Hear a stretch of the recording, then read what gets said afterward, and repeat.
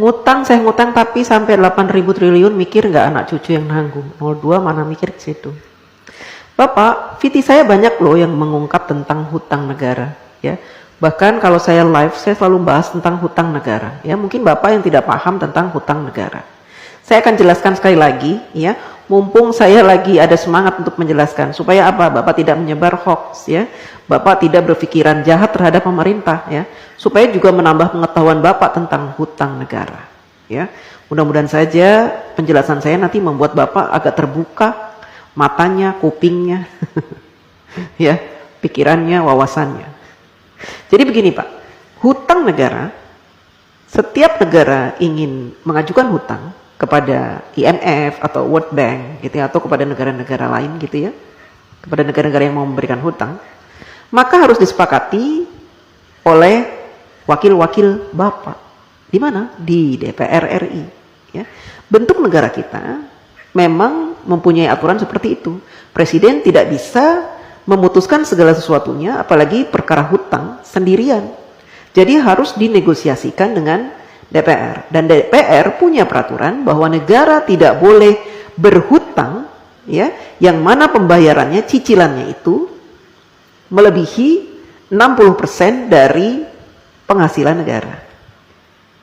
Ya.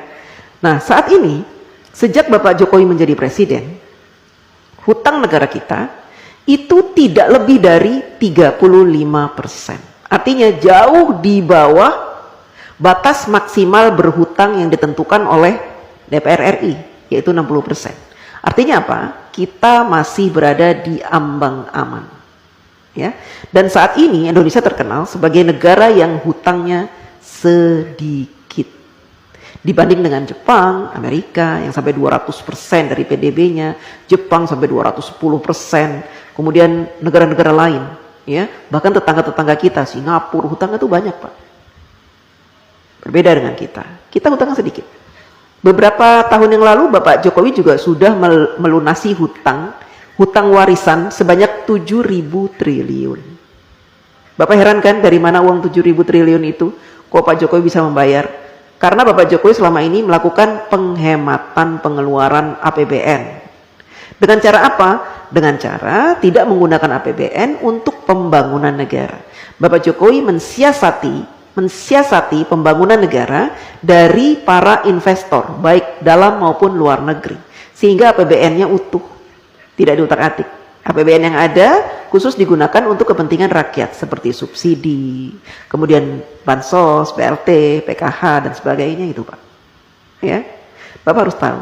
Jadi kalau Bapak bilang hutangnya sampai 8.000 triliun itu, seandainya saat ini hutang kita 8.000 triliun, itu sedikit Pak. Dibanding dengan PDB kita tuh sudah banyak sekali Pak. Itu jumlahnya cuma 35% dari penghasilan kita, penghasilan negara maksudnya, ya Pak. Jadi masih di ambang batas wajar. Anak cucu kita nanggung. Tidak Pak, dulu juga gitu. Katanya Pak Harto berhutang banyak sampai 20.000 triliun, nanti anak cucu nanggung. Saya tidak merasa menanggung. Saya sudah dewasa, sudah besar, sudah tua, setua ini. Tidak pernah saya merasa menanggung beban hutang negara, tidak. Itu kan hanya kiasan-kiasan yang diberikan oleh orang-orang yang membenci pemerintah. Ya, jadi mereka membuat rumor-rumor seperti itu supaya apa? Supaya kita membenci pemerintah, kan gitu. Kita awam, orang awam, tidak pernah diberikan pemahaman tentang hutang negara, sehingga yang ada di pikiran kita, hutang, negara berhutang, nanti anak cucu kita akan membayar. Tidak Pak, ya. Selama pemerintahan itu baik, memberikan kesejahteraan kepada kita, memberikan gaji UMR yang pantas, ya, kemudian memberikan peluang-peluang untuk usaha sehingga kita punya penghasilan setiap bulan, dan memberikan lowongan-lowongan pekerjaan yang sangat banyak, maka kita tidak terbebani oleh hutang negara Pak.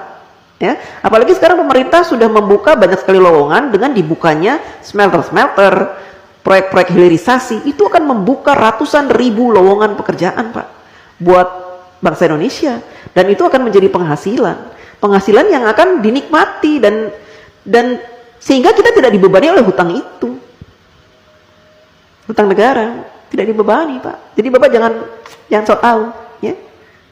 Jangan sok tahu, oke?